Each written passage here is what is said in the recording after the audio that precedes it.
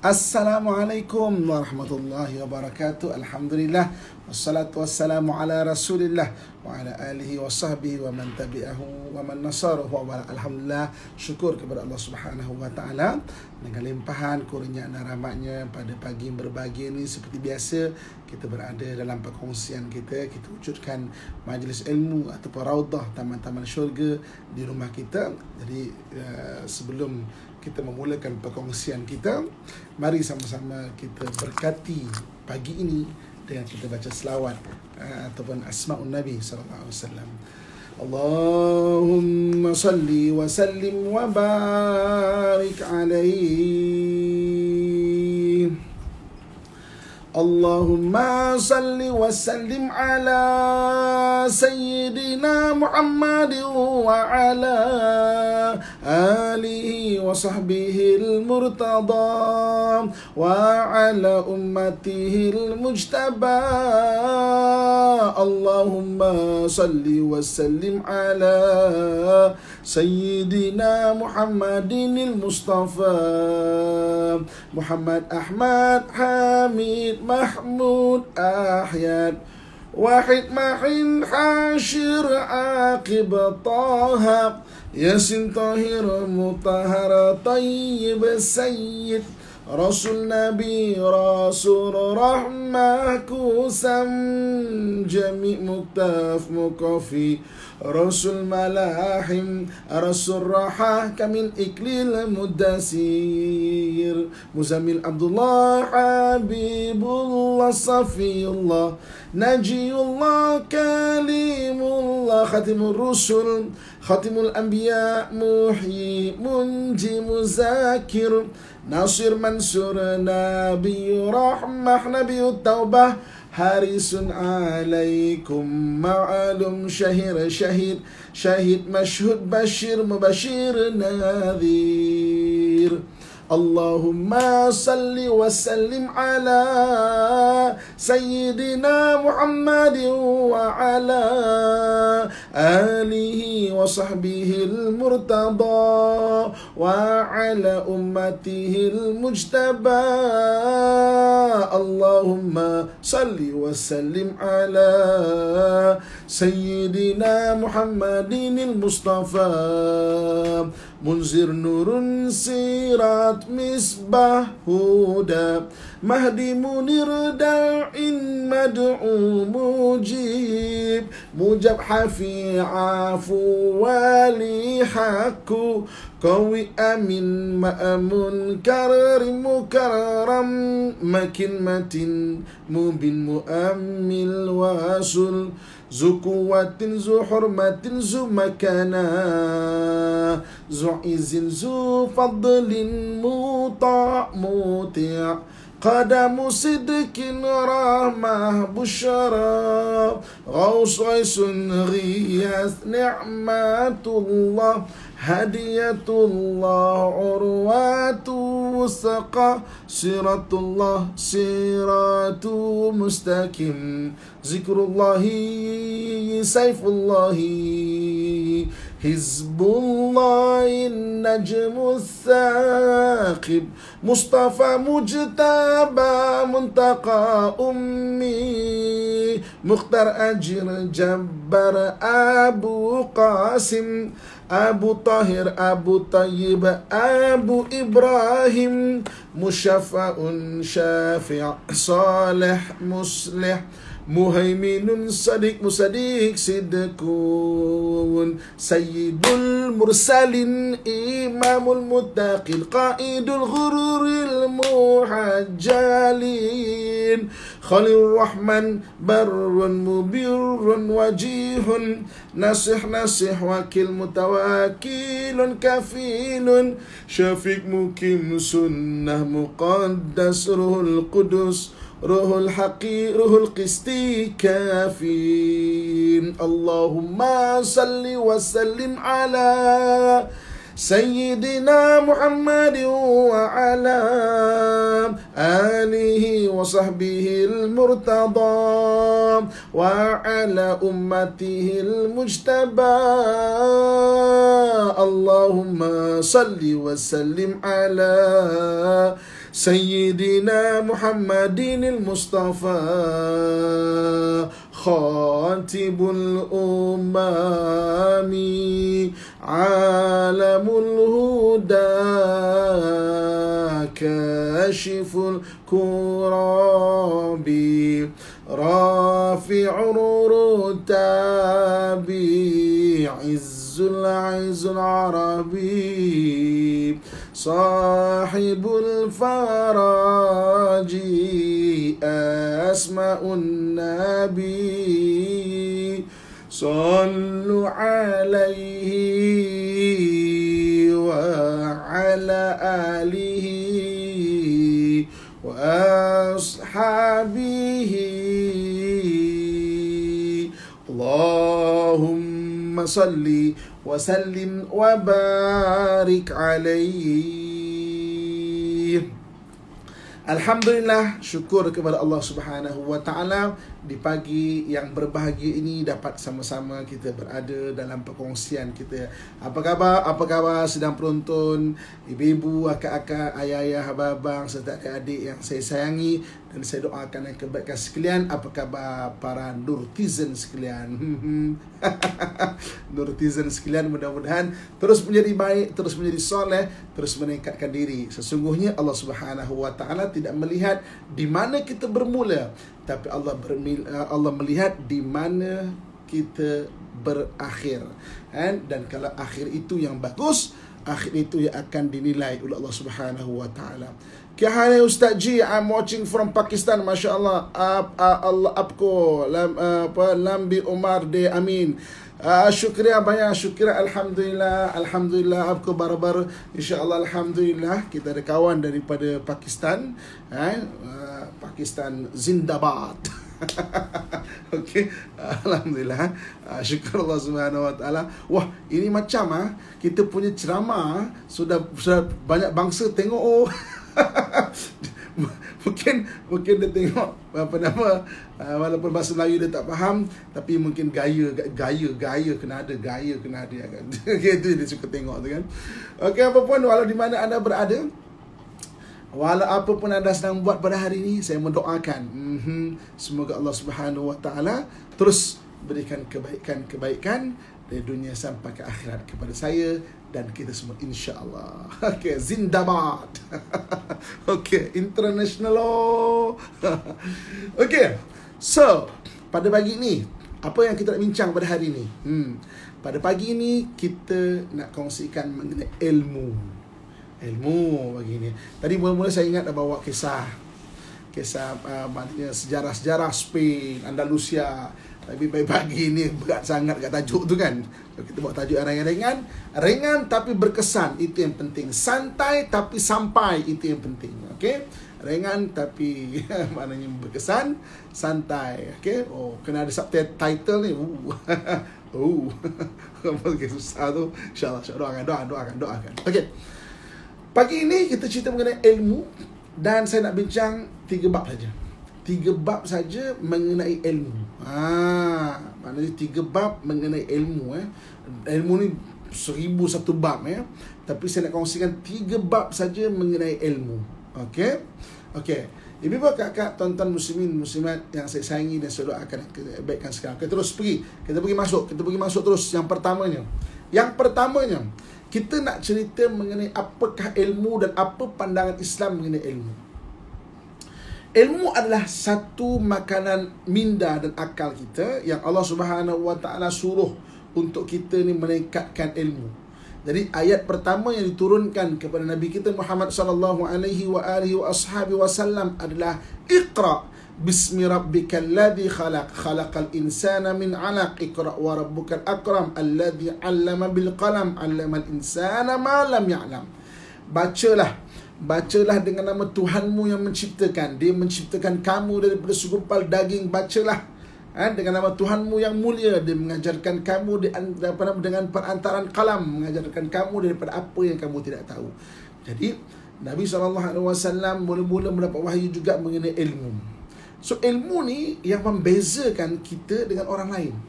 Ilmu yang membezakan kita dengan orang lain. So maknanya disuruh kita sentiasa meningkatkan ilmu. Ilmu tidak pernah berpenghujung. jangan pernah berhenti untuk belajar ilmu. Kan? Ilmu yang membezakan kita orang lain adalah ilmu. Sebab tu makin banyak disiplin ilmu yang kita tahu, makin bagus. Makin banyak satu bidang kita tahu, kan, banyak bidang makin bagus. Baca sekarang ni lagi lah, Allah Subhanahu Wa Taala ada kurniakan manusia tu teknologi, macam-macam benda kita boleh baca untuk dipanggil knowledge review. Knowledge review ni maksudnya maknanya untuk pengetahuan am yang pertama, ada Google, ada apa, bukan berguruan Google, tapi pengetahuan am pertama. Jadi kita nak tahu lebih kurang pertama sekali, kita boleh search sekarang ni kan. Boleh search dekat Google Scholar. Kalau kita tahu, kalau untuk pengetahuan kita, Google Scholar tu dia akan senaraikan pandangan-pandangan cendekiawan ilmu ni mengenai benda-benda buku-buku dan sebagainya. So maksudnya jangan pernah berhenti menuntut ilmu, sebab kita membezakan kita adalah ilmu. Saya nak kongsikan sebuah cerita. Saya selalu cerita benda ni. Saya nak ulang lagi. Tak kira cakap juga, nak cerita dekat lagi. Satu pengalaman, ibu-ibu akak lagi kaya pengalaman di saya. Okey, satu ketika saya ada program di Maghribi. Maghribi ni Maroko. Okey. Maghribi ni jauh perjalanan dia. Saya sini ke Dubai lebih kurang dalam 8 jam, 9 jam. Transit lagi di Dubai dalam 6 jam ke 8 jam. Daripada Dubai pergi ke Casablanca. Casablanca lagi lebih kurang 8 jam, 9 jam tu lah ya. Mana jauh lah Okey. Jadi ketika saya mula-mula terbang, saya ada program di Maroko tu, saya terbang daripada Kuala Lumpur pergi ke Dubai. Okey, transit kat sana sampai pagi-pagi di Dubai. Saya solat subuh. Ketika saya solat subuh, saya bertemu dengan bekas mufti Johor, Datuk Nur Gadut. Datuk Nur Gadut saya jumpa dia. Jadi waktu tu berbual lepas subuh tu, kita buat, "Tok nak ke mana Tok?" Dia kata, "Ana nak pergi Mesir ni." "Oh, pergi Mesir tu Oh, baguslah Tok, baguslah. Entah nak ke mana?" "Ana nak pergi Maghribi tu." "Oh, Maghribi. Bagus tu Maghribi tu." "Kenapa Tok?" "Maghribi tu banyak ulama tau. Kadang-kadang ulama tu kan maknanya banyak kita tak kenal lah. Tapi bagus tau. Kalau anda pergi ziarah ulama-ulama nanti, anda kisah salam tau." "InsyaAllah Tok. Tok nak ke mana?" "Saya nak pergi Mesir. Nak tengok pelajar-pelajar Johor," kata dia. "Oh, ya ke?" Okey. Kemudian kami pun berpisah. Saya jalan lagi. Saya jumpa dengan Chef Sabri. Waktu tu Chef Sabri sedang buat program Spice Route TV3. Berbual. Dia kata, "Ustaz nak ke mana Ustaz?" Saya kata, "Saya nak pergi Maghribi." "Oh, Chef nak ke mana?" Dia kata, "Saya tengah buat program Spice Route ni Ustaz. Masak-masak. "Oh, ya ke?" "Ui, Maghribi bagus Ustaz." Saya kata, "Kenapa Chef?" "Oh, Maghribi tu masakan dia sedap-sedap tau. Dia campur maknanya masakan Turki, Spain, Barbar, bagus tau." "Oh, ya ke?" "Oh, ya." Habis dengan Chef Sabri, saya berjalan lagi. Lagi saya jumpa dengan sekumpulan budak-budak muda. Mereka ni kerja oil and gas. Dekat banyak tempat. "Assalamualaikum Ustaz." "Waalaikumsalam." "Awak di mana?" "Oh, saya sekian. "Kerja mana?" "Kerja oil and gas ni." "Oh, okey." "Ustaz nak ke mana?" "Saya nak pergi Maghrib." "Oh, Maghrib Ustaz. Bagus Ustaz." Saya kata, "Kenapa?" "Sana Ustaz, orang perempuan cantik-cantik tau. Kan? Campuran orang Spain, orang Barbar. Situ orang Barbar, bangsa Barbar. Macam kita kan bahasa Melayu kan, dia bangsa Barbar kan. Orang Barbar kan, pernah dengar tak? Conan the Barbarian. Kan orang Barbar. Mana orang Barbar ni dia banyak sejarah juga. Pernah dengar kalau kita tengok cerita, Pirate the Caribbean. Pernah dengar tak? Pernah tengok tak? Pirate the Caribbean. Pernah tengok tak cerita Pirate Caribbean? Pirate Caribbean ni ada satu captain, nama dia Captain Barbossa. Captain Barbossa, pernah dengar tak? Captain Barbossa tu adalah satu watak memang wujud tapi dia bukan Lanon sebenarnya, dia adalah Laksmana laut Barbossa. Nama Captain Barbossa ni sebenarnya adalah Laksmana Khairuddin Waddin. Laksmana Khairuddin Waddin. Dan kenapa? Dan tetapi gelaran dia di kalangan orang-orang laut ni, mana di kalangan pahlawan-pahlawan laut dan sebagainya, dikenal nama Barbossa. Kenapa Barbossa? Barbossa ni orang Barbar, orang Islam Barbar yang janggutnya ros. Janggutnya orang Islam kan, kalau dia kata dah berubat, maka dia akan inaikan kan janggut ke, dia punya rambut ke kan. Maknanya Barbarossa ataupun Barbossa. Barbossa ni maknanya orang Barbar yang berjanggut ros. Maknanya berjanggut urus. Jadi ketika Spain tombang pada ketika Andalusia tombang, ketika Andalusia tombang pada pada 1492. Pada tahun 1492 Andalusia tombang di tangan orang-orang Kristian. Mereka panggil operasi itu sebagai Reconquista. Maknanya ditawan balik Andalusia. Maka Andalusia bunuh orang Islam ataupun halau orang Islam daripada Andalusia. Antara jasa Kapten Barbosa ni, dia yang tolong untuk bawa orang Islam keluar daripada Andalusia untuk pergi pada Maghribi ataupun Tunisia, kawasan-kawasan kita panggil negeri-negeri Afrika Utara. Negeri-negeri Afrika Utara. Okey, sambung. Okey. Maknanya saya jumpa anak muda tadi. Anak-anak muda tadi dia kata, "Oi, bagus lah. Oh, situ orang cantik tu." Kenapa saya kata? Itu dia keturunan Barbar campur dengan Spain, campur dengan maknanya Turki. Oh, cantik-cantik. Oh, ya ke? Saya kata. Okey. Apa membezakan? Membezakan kita adalah ilmu. Maknanya yang ada di sini itu membezakan. Ini dan sini itu membezakan kita. Sebab itu dalam Islam, bab pertama, hari ini saya cerita pasal ilmu dan saya akan cerita 3 bab je.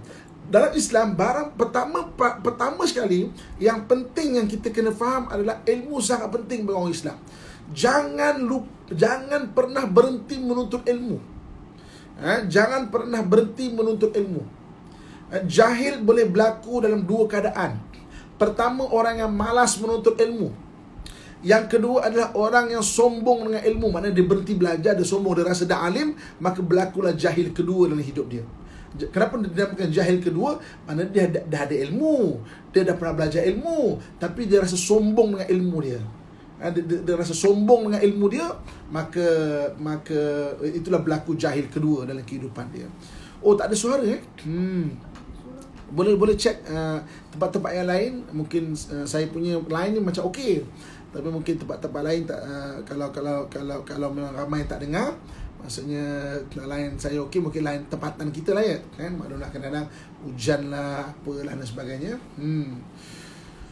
Okey, so rasanya semua dengar ni ada Okey, so kita sambung ni. Maksudnya apa? Maksudnya jangan pernah menuntut ilmu. Jangan pernah berhenti menuntut ilmu. Ilmu Allah Subhanahu Wa Taala sangat luas. Sebab itu Nabi Allah Subhanahu Wa Taala menyebut dalam Quran, apa kata Allah Subhanahu Wa Taala? La yastawil ladzina ya'lamuna wal ladzina la ya'lamun. Tidak sama orang yang ada ilmu dengan orang yang tidak ada ilmu.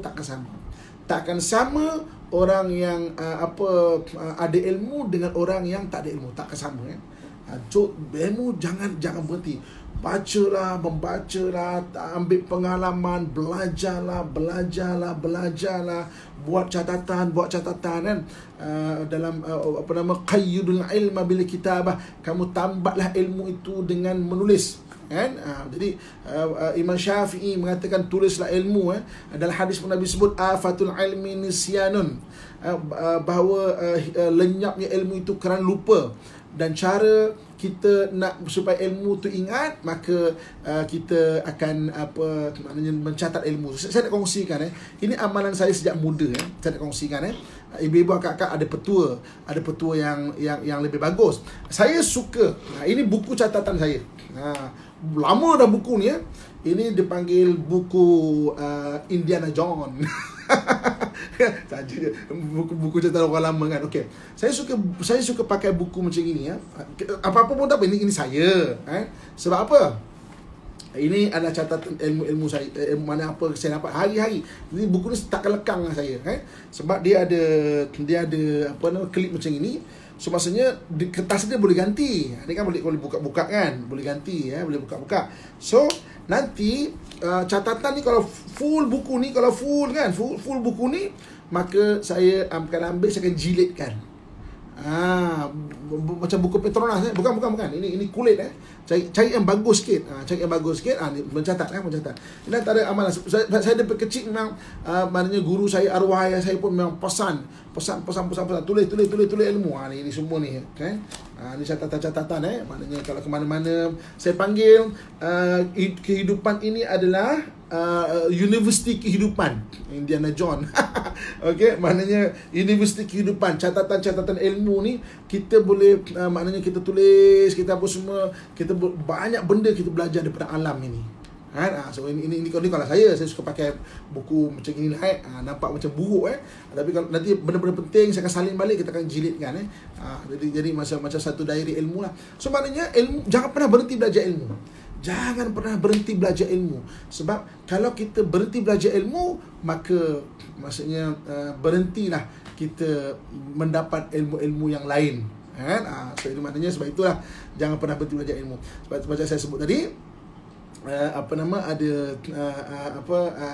dua golongan yang tak akan dapat ilmu mimani la yata'allamani, dua golongan, dua bentuk mim yang takkan dapat ilmu, al-mustahi wal mutakabbir. Mustahi ni dah sudah bahasa dah segan tu mana malas lah. Macam orang utara kan cakap segan lah, mana malas mana al-mustahi dan al-mutakabbir. Mutakabbir ni orang yang sombong dengan ilmu. Jadi mana kalau orang sombong dengan ilmu, dia tak nak belajar, dia dengar orang lain kata ya je kan, dia tak datang, dia tak nak belajar daripada orang lain, maka berlakulah jahil kedua dalam kehidupan dia. Ibu kakak, tuan-tuan muslimin muslimat rahmatullah sekalian, itu bab pertama mengenai ilmu dan motivasi untuk kita menuntut ilmu. Banyak kita tahu, banyak lagi kita tak tahu dan biar jangan pernah putus semangat. Kita pun selalulah bagikan motivasi kepada anak-anak kita untuk terus menuntut ilmu. Maknanya jangan kita berhenti, jangan pernah berhenti menuntut ilmu, apa-apa pun ilmu. Okey. Bab yang kedua. Bab yang kedua. Apa bab yang kedua? Bab yang kedua, apakah hukum menuntut ilmu? Apakah hukum menuntut ilmu? Seburuk-buruk tulisan, sekuat-kuat ingatan. Betul maknanya hari ni katakan kita seburuk-buruk tulisan kita menulis kuliah saya pagi ni, tapi maklumlah mengantuk kan. Okey. Kelebihan ilmu, maknanya tulisan kita, tulisan Rumi ada baris, ada mad arif disukun dia, 6 harakat. Kelebihan ilmu. Apa sakit lagi? Walaupun sekabur-kabur tulisan lagi setahun kita buka, kita tetap boleh ingat, cerita mengenai ilmu. Lepas tu tulis sekabur-kabur tulisan, sekuat-kuat ingatan. Okay, so jadi maknanya bab kedua adalah hukum menuntut ilmu. Saya lah tu. Maknanya tulisan Rumi ada baris, tulisan Rumi ada baris, ada 6 harakat dia, 12 harakat, mad arif disukun dia. Ibu kakak, tuan-tuan sedang penonton, para nurtizen yang saya sayangi dan saya doakan yang kebaikan sekalian. Okey. Hukum menuntut ilmu ada 4. Hukum yang pertama, dalam bab kedua kita cerita hukum menuntut ilmu. Hukum menuntut ilmu ada 4. Yang pertama, kita panggil dipanggil fardu ain. Fardu ain ni apa? Fardu ain ni apa-apa ilmu yang memahamkan kita rukun iman dan rukun Islam. Itu adalah fardu ain. Apa-apa ilmu yang memahamkan kita rukun iman dan rukun Islam, itu fardu ain. Jadi maksudnya fardu ain ni, kakak, ayah, abang saya sekalian kan, tak kira orang pandai ke, orang tak pandai ke, raja ke, rakyat biasa ke, siapa-siapa pun, dia kena belajar fardu ain. Maknanya benda-benda yang memahamkan dia rukun iman dan rukun Islam. Rukun Islam ada 5. Syahadah, sembahyang, puasa, zakat dan haji. Paling kurang dia faham syahadah, sembahyang, puasa, zakat dan haji, yang akhirnya membolehkan dia untuk menunaikan ibadah-ibadah ini. Ini dipanggil fardu ain. Okay. Rukun iman ada 6. Percaya pada Allah, pada malaikat, pada kitab, pada rasul, pada hari kiamat dan pada qada qadar.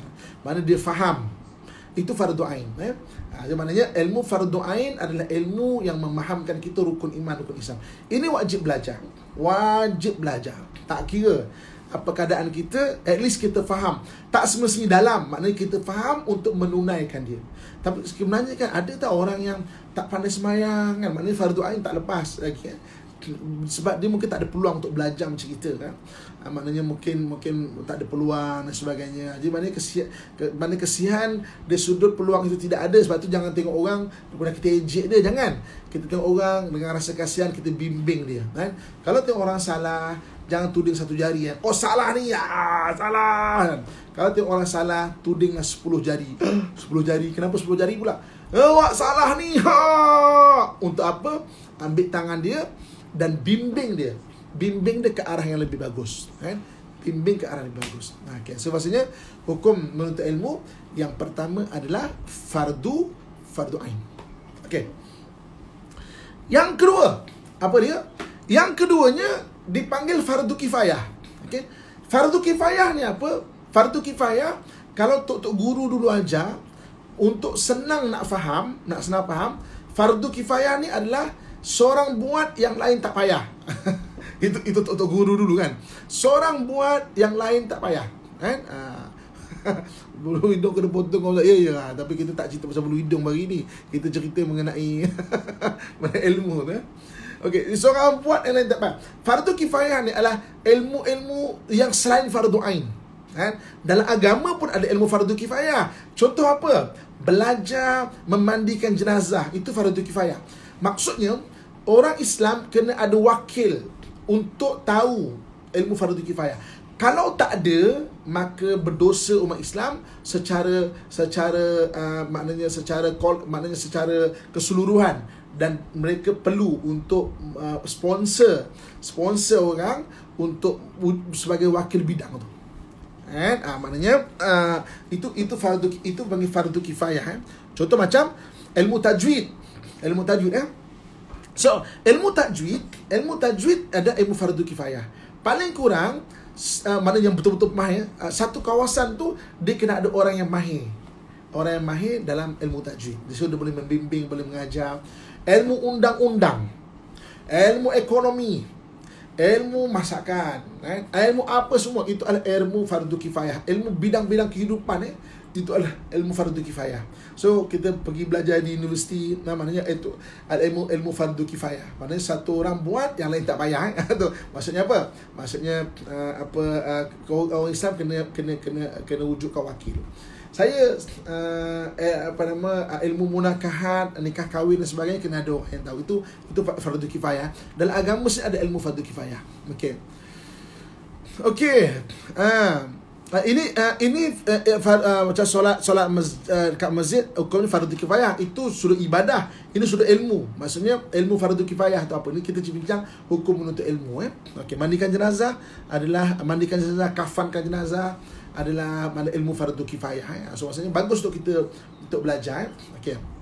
Jadi maknanya apa-apa juga ilmu. Saya nak jentik kita punya hati ataupun minda kan. Paling mudah lah kan. Cuba kita bayangkan Okey. Di tempat anda, di tempat anda. Saya sebenarnya pernah terfikir benda ini, dan saya pernah cari untuk lahir orang. Di tempat kita semua kan, tukang kunci. Ada tak tukang kunci Islam?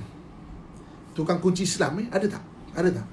Kalau tak ada, maksudnya belum ada, tidak terlepas fardu kifayah umat Islam kan dalam bab kunci kan. Cuba bagi respon kat saya. Ada tak kenal tukang kunci orang Melayu Islam orang Islam? Ada tak mana orang yang mahir kunci? Kalau kunci kereta tertinggal dalam kereta ke, kunci rumah kita ke kan, ada tak? Ada. Kalau ada dah bagus. Itu benda kecil tau. Kalau tak ada, maksudnya kita kena fikir kan. Kat sini India and China Jerawat. Betul. Jadi kalau tak ada, saya pernah tanya satu orang bukan Islam Saya kata, apa? You mahir buat kunci saya mau belajar boleh tak? Kata, boleh lah, bayar lah. Tak apa, saya bayar. Berapa bayar? You bagi saya berapa? 3,000, saya ajar lah. Maksudnya saya pernah tanya dia. Okay? So maknanya kalau anda kata itu, kena wakaf. Itu panggil wakaf ilmu. Kita wakaf ilmu, infak untuk orang tu belajar. Okey. Batu pahat ada tak batu pahat? Fardu kifayah, penting tahu. Okey. Tak ada lagi bahasa Chinese kan? Mana tempat? Kan? Mesti dia orang Melayu tak dapat nak beli. Ada ustaz, bangi section 7. Alhamdulillah, bangi okey. Bangi selesai. Bangi saya tak ada ustaz tukang kunci. Bangi selesai. saya jumpa masa pintu bilik terkunci hari tu, alhamdulillah murah pula. Orang Melayu ada, alhamdulillah. Tu sekecil Cina banyak betul kan. Di Kota Baru ada, alhamdulillah. Kota Baru selesai. Al-Ustaz ada 2 tukang kunci Muslim, bagus alhamdulillah kan. Keramat buat kunci rumah adalah okey. Singapura pun tak ada. Okey. Maknanya Singapura kena fikir tau. Mungkin boleh datang dekat Malaysia. Itu panggil wakaf ilmu. Kadang-kadang kita hanya nampak wakaf tu buat masjid kan, buat surau kan. Maksudnya wakaf ilmu, selagi mana ilmu tu ada dekat orang Islam, selagi tu boleh kita pahala pada. Mua tak ada. Kalau tak ada, wakafkan ilmu. Maknanya kita linkkan, maknanya tadi ada Kota Baru ada, tolong bagi nombor kan, bagi nombor. Kalau dia nak ajar lah, mesti ada yuran dia, tak apa. Siapa kalau ada yuran, ada yuran, maknanya infak ilmu. Itu kita panggil infak ilmu kan. Brunei tak ada lagi. Mana orang Brunei tadi ada Kota Baru ada, Bangi ada kan. Bagi infak ilmu. Infak ilmu wakaf ilmu untuk orang Islam. Ajar dia datang untuk buat benda tu. Itu fardu kifayah. Seremban ada, alhamdulillah. Kelang pun tak ada lagi. Okey, tengok maknanya Mersing belum ada. Infak ilmu. Jom pakai infak ilmu. Itu sekecil tau. Sekecil ilmu kunci pun tak apa dah. Kan? Ustaz buka kelas. Saya buka kelas. Okey, Kuantan tak ada. Bagus Ustaz bagi idea. Kita sponsor betul. Jadi cari bidang. Maknanya handphone. Betulkah handphone saya nampak orang Melayu kita tak ada, orang Islam kita tak ada. Tapi kalau tak ada, berapa yurannya? Jadi kita masjid contohnya, cuba bayangkan orang infak dekat masjid hari-hari kan. Maksudnya hari-hari Jumaat apa. Cuba masjid menjadi hub untuk wakaf ilmu. Katakan masjid di satu qaryah kan. Masjid di di satu qaryah tu, okey, kita nak sponsor anak-anak kita ni siapa ni, maknanya untuk kita bagi dia ilmu, katakan. Berapa yuran dia? 5,000 kan. Isytihar mesti ada orang infak ilmu punya. Mesti dia macam beasiswa ya. Tak semesti ilmu besar-besar. Ilmu kehidupan kecil-kecil ni, kecil-kecil kan, kunci kan. Maknanya buat kunci apa lagi benda macam tu. Okey, ada orang nombor. Tolong save nombor ni. Okey. Tolong save kan, ada Faizal tukang kunci KL. Boleh berhubung siapa yang tak ada tu, boleh tanya, tuan boleh tak ajar tukang kunci tu kan. Jadi itu contoh Maksudnya apa? Masjid menjadi tempat untuk infak ilmu. Di masjid buat kedai tukang kunci. Betul? Kan? Harmoni orang Islam kalau semua masjid ada pemikiran macam tu. Alhamdulillah, insya-Allah. Maksudnya bukan saja kita ada wakaf, tapi katakan ada berapa ribu masjid. Berapa ribu masjid kat Malaysia. Kan? Dan masjid menjadi hub untuk wakaf ilmu. Kan? Mana belajar universiti mungkin mahal. Ini benda-benda kehidupan ni, benda kehidupan. Betulkah handphone? Kan?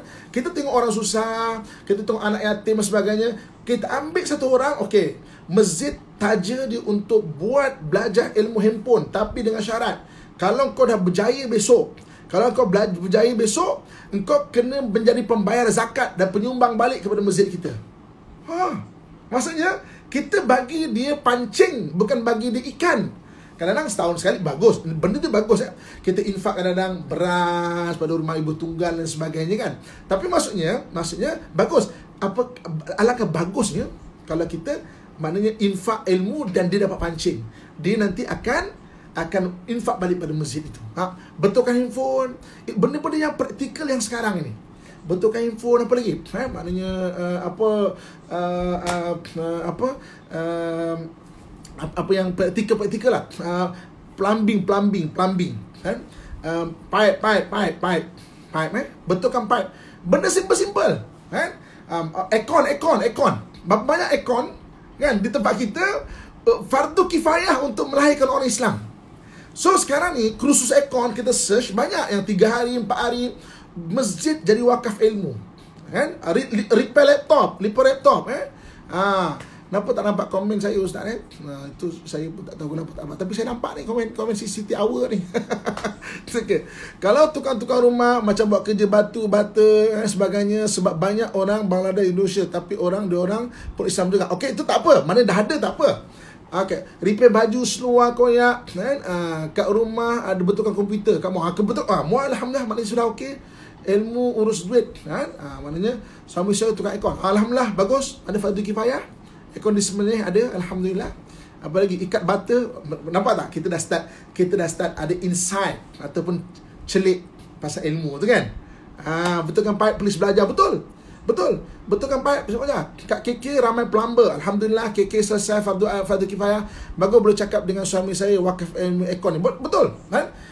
Sebenarnya kita orang Islam, kadang-kadang ada orang yang ada duit. Jangan nampak wakaf tu semata-mata madrasah, tanah. Saya ramai orang datang, Ustaz, saya ada tanah Ustaz, saya nak buat rumah yatim pun semua kan. Bagus. Tapi kalau kita boleh kedepankan sikit, satu anjakan paradigma. Wow, tingginya bahasa bagi-bagi buta ni. Maknanya satu anjakan paradigma kan. Maksudnya kita kedepankan sikit ilmu bekam, ilmu urut kan. Maknanya ilmu insight kita panggil kan. Maknanya kita akan melahirkan daripada masjid-masjid dan surau-surau ada wakaf ilmu, orang yang mahir dalam keperluan fardu kifayah ini. Jadi bimbang kat tuan-tuan sekalian kan. Jadi maknanya wakaf ilmu boleh kan. Dan katakan ini benda ni boleh disusun siapa-siapa ejekan masjid depan saya. Siapa-siapa mesin basuh rosak, saling betulkan sini, tu bagus, alhamdulillah. Siapa lagi? Macam mana nak menjadikan masjid start benda ni? Kalau kita kena aktifkan masjid dan bagi cadangan. Pusat giat marah ada bagi kursus aircon. Maknanya hantar orang Melayu di tempat kita kan. Cari ilmu baru 3 Ustaz. Itu bukan ilmu. Ini kita tengah cerita ilmu yang hands on small engine, maknanya engine motor lah, engine apalah kan. So maksudnya ilmu penulisan. Jadi kalau masjid menjadi hub kepada wakaf ilmu, maka masya-Allah orang Islam dia akan, kita nak support BMF kan, Buy Muslim First kan, BMF. Tapi tapak dia kita kena sediakan juga kan. Okay, so tapak kita kena sediakan untuk ni. Okay, saya nak cerita sikit apa beza masjid dan masjid jami'. Masjid dan masjid, ini istilah macam Johor dia pakai masjid jami' ya. Okey, asal masjid jami' ni adalah mana-mana masjid yang bukan saja buat solat Jumaat, tapi dia ada aktiviti yang lain. Jami' ni makna perkumpulan kan. Sebab itu daripada masjid jami' akhirnya yang jami' betul-betul ni dia menjadi universiti. Universiti dalam bahasa Arab adalah jami'ah. Sebab itu universiti yang tertua di dunia semua berasal daripada masjid. Jami'ah Al-Azhar, umur 1000 tahun lebih. Jami'ah Al-Azhar 1000 tahun lebih daripada Masjid Al-Azhar, Masjid Jami' Al-Azhar. Maksudnya peranan masjid dulu adalah jami', maknanya mengumpulkan dan buat aktiviti. Jadi sekarang kita boleh buatkan satu masa ke depan satu benda lagi, bukan saja sponsorkan buat pagar, tukang besi, pagar orang Islam. Saya tengok dah ada orang Islam, tapi mana perkasakan lagi biar kita faham biar kita faham maknanya mengenai mana fardu kifayah ini. Itu hukum menuntut ilmu yang kedua. Okay, so kita sedang bicara mengenai ilmu. Saya akan bincang 3 bab saja. Jangan lost tau. Mana bab pertama tadi mengenai ilmu, konsep ilmu. Yang kedua adalah hukum menuntut ilmu. Hukum menuntut ilmu ada 4. So kita maknanya fardu ain dan fardu kifayah. Okay, hair salon muslimah banyak dibangi, alhamdulillah. Di tempat-tempat lain ada tak tukang rambut, potong rambut muslimah? Kalau tak ada, sponsorkan orang untuk wakaf ilmu, belajar kan. Sebab itu penting kan. Maknanya orang lelaki maknanya gunting rambut, orang perempuan pun gunting rambut juga kan. Tapi maknanya kadang salon tu tak ada salon untuk muslimah kadang kurang. Okey, yang ketiga, hukum menuntut ilmu yang ketiga. Salin. Sekabur-kabur tulisan adalah sekuat-kuat ingatan. Okey. Jadi hukum menuntut ilmu pertama adalah fardu ain, yang kedua fardu kifayah. Yang ketiga fardu kifayah aini. Fardu kifayah aini. Apa pula fardu kifayah aini ni? Fardu kifayah aini Apa pula fardu kifayah aini ni? Fardu kifayah aini ni adalah sesuatu bidang fardu kifayah. Sesuatu bidang fardu kifayah yang seseorang telah menceburinya, maka bagi orang lain adalah fardu kifayah. Fardu kifayah kan seorang buat, yang lain tak payah kan. Tapi bagi dia yang telah menceburinya, fardu ain kifai, fardu kifayah aini bagi dia tu. Maknanya bagi dia adalah fardu kifayah aini. Dia tak boleh belajar main-main. Berdosa dan haram dia belajar main-main. Maksudnya fardu kifayah aini ni sesuatu bidang fardu kifayah yang seseorang telah menceburinya. Dia tak boleh belajar main-main sebab dia wakil orang Islam. Dia wakil Islam. Mana dia kena belajar betul-betul, mendalami betul-betul sampai maknanya dia mahir dengan ilmu tu. Sebab dia wakil orang Islam. Fardu kifayah aini. Jadi sebab itu kita kena pesankan anak kita dekat college, dekat universiti. Kita cakap, awak kan dah ambil bidang ekonomi, bidang undang-undang dan sebagainya. Jangan main-main belajar. Sebab awak adalah wakil orang Islam. Jangan copy paste assignment. Jangan meniru peksa. Jangan.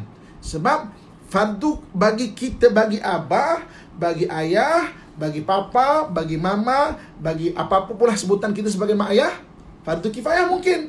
Bagi dia fardu kifayah aini. Doktor, contoh doktor. Doktor, orang yang bukan doktor adalah fardu kifayah. Orang yang tak berada dalam bidang doktor, jangan main-main. Fardu kifayah aini bagi dia belajar betul-betul. Fardu kifayah aini dia belajar betul-betul. Jadi ibu-ibu kakak-kakak sekalian, macam saya dalam bidang diving, saya kan ustaz. Ustaz, apa kena mengena dalam diving ni? Sebabnya asalnya adalah dalam bidang diving tidak ramai orang Islam yang menceburi bidang itu. Dan bukan mudah bagi saya. Saya kan ustaz. Bukan mudah bagi saya mendalami bidang tu. Maknanya saya pergi sampai ke mana-mana kan. Maknanya belajar ilmu diving ni sampai dengan izin Allah saya sampai tahap course director. Course director ni orang Melayu 2 orang dalam dunia. Pertama sekali maknanya satu orang lepas 19 tahun saya jadi course director. Instructor diving ni dia ada 5. 1, 2, 3, 4 boleh mengajar student. Ada level dia lah. Yang kelima ni dia boleh mengajar instructor. Dia panggil course director. Ingat mudah ke bagi saya ke? Almost die tau. Almost die. Tapi sebab saya faham, ya Allah, tolonglah Tuhan maknanya bagi aku kemampuan, bagi kemudahan, dan bukalah laluan jalan ini untuk aku mendalami betul-betul ilmu diving. Sampai alhamdulillah hari ini saya bukan saja mengajar orang awam, saya telah mula belajar mengajar bomber. Selepas bomber kita Allahyarham, maknanya almarhum semua 6 orang meninggal, maknanya saya dipanggil untuk bincang dan memula saya ajar bomber Sumanjaya, Shah Alam, Melaka, Negeri Sembilan, mana telah mula ajar bomber. Sebelum PKP baru ni sepatutnya saya akan mengajar bahagian forensik polis. Sebab mana kelulusan saya adalah UCI, Underwater Criminal Investigation, daripada US. Maksudnya dipanggil untuk kongsikan atau belajar untuk melesenkan bahagian forensik. Tapi sebenarnya kita-kita je. Bukan mudah tau. Almost die. Macam-macam pengalaman saya. Nanti saya cerita maknanya apa nama ni. Tapi sebab apa? Saya memahami fardu kifayah aini tu. Alang-alang saya dah menceburi bidang ini, saya tak boleh belajar main-main. Kalau belajar main-main, haram dan berdosa bagi saya. Sebab saya wakil orang Islam. Macam tu juga anda. Macam tu juga ibu-ibu, kakak, ayah, adik-adik saya sekalian. Macam tu juga sama. Apa juga bidang yang anda ceburi, kalau itu sebagai bidang fardu kifayah, bagi kami fardu kifayah, bagi anda fardu kifayah aini dipanggil. Tak boleh belajar main-main. Kalau belajar main-main, haram hukum dia. Berdosa hukum dia. Tapi ustaz muka tak terbakar, adalah rahsia dia. Okey. adalah rahsia dia tu. Okey. Anak saudara meninggal sebab diving, Allahyarhamu, mungkin ada maknanya benda yang biasanya accident dan diving ni memang top professional, orang professional lah biasanya. Orang baru jangan sangat.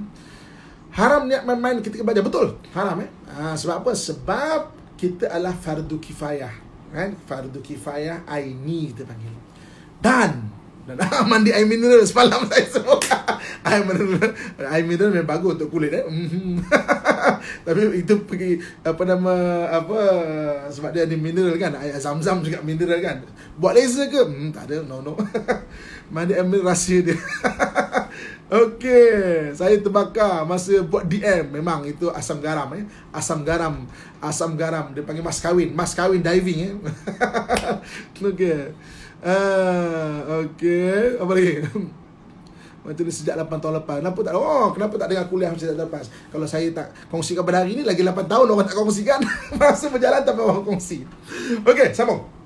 Dan nak tahu tak rahsia kehebatan ulama-ulama terdahulu ataupun kehebatan orang Islam terdahulu? Nak tahu tak rahsia dia?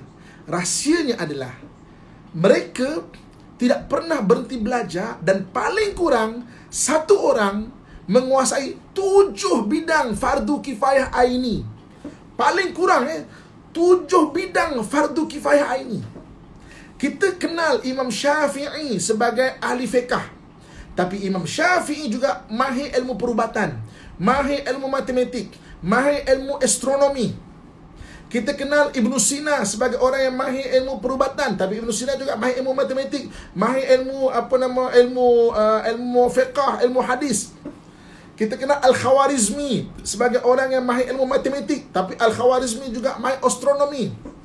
Kalau kita pernah dengar nama dia agak pelik sikit, Ahmad Ulugh-Beg. Ulugh-Beg ni adalah pakar astronomi Islam. Ulugh-Beg atau BEG. Ulugh-Beg, cuba search. Hollywood sedang cuba nak buat filem mengenai Ulugh-Beg. 7 bidang fardu kifayah ini. Masya-Allah. Sebab itu kan ulama terdahulu masya-Allah memang hebat, dan dunia keilmuan Islam sangat hebat. Jadi saya kaji benda ni, dan pada saya mungkin sebab kita kata 7, kalau satu orang tu ada degree kan, ada degree degree satu bidang 4 tahun, banyak 7 kali 4 lama. Tak pada saya kan, paling kurang kita mendokumentasikan ilmu. Ada buku catatan macam ini, kita mahir, kita ijtihad, kita mahir, itu bidang kita, belajar betul-betul. Dan kita akan maknanya mengembangkan dunia Islam dengan ilmu tu. Kita akan memperkasakan dunia Islam dengan ilmu. Paling kurang Ulugh-Beg tu, nama ulama dia Muhammad Ahmad Ulugh-Beg. Dia kurun ke kurun ke 14-15 macam itulah. Kita kurun ke 14-15. Sebab itu jangan pernah berhenti belajar. Kalau kita katakan generasi kita ada 3 fardu kifayah ini, pastikan anak kita ada 4 ataupun 5. Barulah generasi itu berkembang. Kita ada 3 kemahiran, anak kita ada 1 kemahiran, generasi kita akan mula jatuh. Itu budaya ilmu. Sebab itu ilmu jangan pernah berhenti belajar. Kuasai ilmu. Hukum yang keempat hukum ketiga iaitu fardu kifayah aini. Sebab penting jurnal lah pembelajaran. Ya, jurnal. Tulis jurnal. Sekarang ni Allahumma salli apa nama yang menjaga mengenai MQA sedang menyusun satu modul nak memberikan pengiktirafan kepada orang yang ada kemahiran tu sebagai degree ataupun master ataupun PhD ya. Sebab kita sudah mula untuk mengiktiraf kemahiran yang ada. Maknanya baguslah. Maksudnya kan, jadi apa-apa benda. Contoh katakan ibu-ibu kakak saya ada kemahiran masak, maknanya itu dah satu bidang fardu kifayah ini. Bahasa satu bidang fardu kifayah ini. Apa lagi? MQA. Sebelum PKP ini dia sedang merangka untuk mengiktiraf degree ijazah tinggi atau master atau PhD bagi orang yang ada kemahiran. Okay. So maksudnya jangan berhenti belajar. Hukum menuntut ilmu yang ketiga adalah fardu kifayah aini. Sesiapa yang telah berada dalam bidang itu, maksudnya jangan belajar main-main. Haram hukumnya main-main, mana kita sebagai wakil orang Islam ceritakan ke anak kita benda ni, kan? Okey. Dan hukum belajar ilmu yang keempat, menjahit, kan? Ustaz chef the making nasi minyak. Saya tak boleh lah cakap saya bidang fardu kifayah ini saya masak. Boleh masak 2-3 benda tu je lah. 2-3 benda, 10-20 benda lah. Mungkin 100 benda. Okey. Tapi tak seperti mana mahir dalam diving contohnya. Diving, menembak. Siapa nak belajar menembak kan? Boleh. Okey. Okey. Yes. Okey, industri atau vocational. Saya tak berapa ingat, tapi boleh rujuk MQA. Sebelum PKP baru ni, dia memang tengah susun mengenai pengiktirafan kepada orang yang ada kemahiran. Sangat bagus. At least kita tahu tau, kita ada fardu kifayah ini. Nak pukul 9 dah, cepatnya masa. Saya nak habiskan. Okey, dan hukum mempelajari ilmu yang keempat adalah harus. Hukum mempelajari ilmu yang keempat adalah harus. Macam mana, apakah yang dikatakan harus? Apakah ilmu yang harus belajar? Ilmu-ilmu yang memudaratkan. Belajar harus mengamalkan haram. Sekali lagi ya. Ilmu-ilmu yang memudaratkan. Hukum belajar ilmu yang keempat harus. Harus. Belajarnya harus mengamalkan haram. Contoh ilmu mencuri. Ilmu mencuri kan, mencuri ni ada ilmu dia tau. Mencopet kan, ada ilmu dia. Macam mana orang macam setengah-setengah negara ada kursus untuk mencopet. Dia boleh seluk saku tu dengan orang tak perasan Itu ilmu. Belajarnya harus mengamalkan haram. Kenapa nak belajar ilmu yang hukumnya harus ini? Supaya kita tahu angkara orang-orang yang fasik kan, angkara orang-orang yang tak bagus ni, maknanya kita tahu cara mengatasi dia. Ilmu sihir harus. Saya belajar second degree saya adalah Azhar. Saya first degree saya syariah undang-undang di Universiti Malaya. Waktu awal tahun 2000 tu Azhar tengah banyak bagi twinning program. Banyak kolej-kolej di Malaysia nak ambil twinning program Azhar. Jadi saya dah ada BA waktu tu. Saya masuk Penang, satu kolej kat Penang, saya kata saya dah ada BA. Saya ingin masuk Al-Azhar. Jadi maknanya masuk sana satu semester, pergi Azhar, lulus masuk tahun akhir. Jadi saya satu batch dengan Ustaz Hafiz Mansur. Sampai kenal saya Ahmad Mansur. Ustaz Rushdi, Ustaz Halim Hafiz. Itu satu batch saya waktu kat Azhar. Saya duduk rumah Johor dekat Hayu Thamin. Saah kat Johor, siapa yang sempat dengan saya tu kan. Okey. Di Azhar, di Mesir ada tempat belajar ilmu sihir, dan saya tahu tempat tu di mana. Generasi muda sekarang tak tahu. Ni ketahuan. Dan ada kawan-kawan saya memang belajar ilmu sihir. Sebab apa? Sebab nak tahu cara macam mana nak mengatasi ilmu sihir tu. Jadi maksudnya dia bukan saja belajar ilmu perubatan Islam, dia belajar sihir juga. So macam mana kita nak mengatasi sihir tu? So maknanya belajar ilmu memudaratkan, belajarnya harus mengamalkan haram. Ilmu hack benda-benda tak elok, maknanya tahu benda macam mana nak hack benda tak elok, belajar harus mengamalkan haram. Belajar hipnosis pada saya bagus apa lagi? Apa benda yang ilmu apalah, ilmu memudaratkan, apa-apa ilmu memudaratkan ilmu Harry Potter, ilmu sihir lah tu sihir. Belajar harus mengamalkan haram. Apa lagi? Bagi contoh, siapa yang tak faham? Ethical hackers. Jadi ethical hackers kan. Okey. Apa lagi? Haram diamal untuk tahu cara benteras. Untuk tahu cara benteras. Ataupun mungkin macam ilmu hackers tadi boleh digunakan dengan cara baik kan. Maksudnya ustaz ada tak ilmu sihir? Memang ada. Maksudnya saya mengambil tahu tapi taklah belajar betul-betul. Ada kawan saya, beberapa kawan saya memang belajar betul-betul belajar betul-betul pasal ilmu sihir. Sebab apa? Nak tahu cara mengatasi dia kan. Benar-benar mudaratkan. Itu 4 hukum untuk ilmu. So hukum untuk ilmu ada 4 bab kedua, 4 iaitu fardu ain, fardu kifayah aini dan juga harus. Kan? Maknanya caller crime, menipu, penyata kewangan, itu semua harus belajar. Mengamalkan haram. Okey. Dan yang terakhir, kita dah habis dah, pejam cilik nak cepat habis, masya-Allah. Malam ni sambung lagi. Okey. Dan yang bab yang ketiga so kita nak cerita 3 saja bab. Bab pertama, bab kedua, bab ketiga Bab pertama adalah bab pertama adalah konsep ilmu, bab kedua adalah hukum menuntut ilmu, dan bab yang ketiga kita nak kongsikan.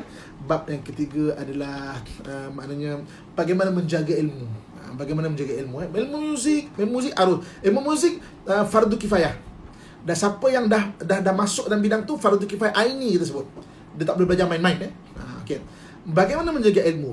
Untuk menjaga ilmu mana kena catat, kena ingat dan sampaikan. Sebab dengan kita menyampaikan ilmu, kita akan jadi lebih ingat. Allah kurniakan lebih ingat dan lebih faham. Kan? Itu beza. Kalau kita ada duit, kita bagi orang, duit habis. Bagi ilmu ke orang, Allah akan bagi kita tambahan kefahaman tu. Jadi ketiga, macam mana cara nak menjaga ilmu? Tulis, catat. Sebab tu ulama terdahulu bersungguh-sungguh menulis kitab, menulis buku-buku, kan? Menulis khazanah ilmu. Sebab apa? Sebab mana nak mewariskan ilmu tu kepada generasi-generasi seterusnya. Catat, ingat, sampaikan. Catat, ingat, hafal. Dalam hadis Nabi sebut afatul ilmi nisyanun. Lenyapnya ilmu itu kerana lupa. Sebenarnya catat, ingat dan juga sampaikan. Apabila kita sampaikan, ilmu itu akan berkembang. Dan galakkan menyampaikan ni makna sangat besar. Dalam hadis Nabi SAW sebut bahawa apabila mati anak Adam, terputus amalannya kecuali 3. Kan? Sedekah jariah, ilmu yang bermanfaat. Maksudnya kita catatkan ilmu bermanfaat. Boleh masuk dalam website. Sekarang ni macam website, blog, yang jadi orang Google, orang cari kan, kita boleh orang dapat manfaat daripada ilmu kita tu. Mana galakkan menyampaikan ilmu, kan? Nabi galakkan sampai mati anak Adam, terputus amalannya kecuali 3. Antara ilmu yang bermanfaat. Al-ilmu yuntafa'u bi. Ilmu diving, catat ke Ustaz? Catat. Ya, saya catat dan saya sedang menulis buku mengenai diving. Banyak saya dah siap, belum terbit lagi insya-Allah. Lepas PKP ni saya akan terbit insya-Allah. Mana ilmu pengalaman diving dan ilmu mengenai diving, kan? Pengalaman mengajar bomba, ilmu perkongsian daripada bomba, kan? Bomba kita kaya dengan pengalaman dalam diving, masya-Allah, kan? Okey, saya dengan Zallah juga kitab lama. Banyak ulama-ulama maknanya hadiahkan saya kitab lama, kan? Saya koleksi saya kitab lama, saya ada 70 buah ada kot. Macam-macam, ada yang satu tu ilmu perubatan Islam tebalnya. Itu nanti umur dekat 300-400 tahun, kan? Mana itu. Okey, ibu-ibu, kakak ayah sekian, saya tercakap ni saja dulu yang boleh kita kongsikan. InsyaAllah jumpa malam ni pukul 10. Kita kongsikan motivasi dan pengurusan emosi yang lebih baik. InsyaAllah. Yang banyak lagi perkongsian semasa bulan Ramadan, insyaAllah. So, jadi saya setakat saya dulu. Mudah-mudahan beri manfaat kepada kita. Jangan lupa tekan butang share, war-warkan, follow Ustaz Amin, IG Ustaz Amin dan Ustaz Amin Official. Subscribe YouTube channel Ustaz Amin. Maksudnya banyak manfaat yang ada di sana. Kita lagi 2 minit nak habis. Kita akhir dengan doa. Auzubillahi minasyaitonirrajim. Bismillahirrahmanirrahim. Alhamdulillahirabbil alamin wassalatu wassalamu ala asyrafil anbiya'i wal mursalin wa ala alihi washabbihi ajmain. Allahumma anfa'na bima 'allamtana warzuqna ilman nafi'a. Allahumma inna na'udzubika min qalbi la yakhsha'u, min nafsin la tashba'u, min du'ain la yusma' wa na'udzubika min ha'ula'i arba'. Wa sallallahu ala sayyidina wa maulana Muhammadin wa ala alihi washabbihi ajmain. Walhamdulillahi rabbil alamin. Taqabbalallahu minkum minna wa minkum taqabbal ya karim. Subhanakallahumma wa bihamdika ashhadu an la ilaha illa anta astaghfiruka wa atubu ilaik. Wal asri innal insana lafi khusrin illa alladhina amanu wa amilus salihat wa tawasaw bil haqq wa tawasaw bis sabr. Sadaqallahul azim. Terima kasih. Jumpa lagi pada malam ni. Sama-sama doa untuk saya, dan saya doakan untuk kita semua. Mudah Allah beri kesihatan, keberkatan dan kebaikan serta terpelihara daripada wabak dan juga penyakit. Assalamualaikum warahmatullahi wabarakatuh.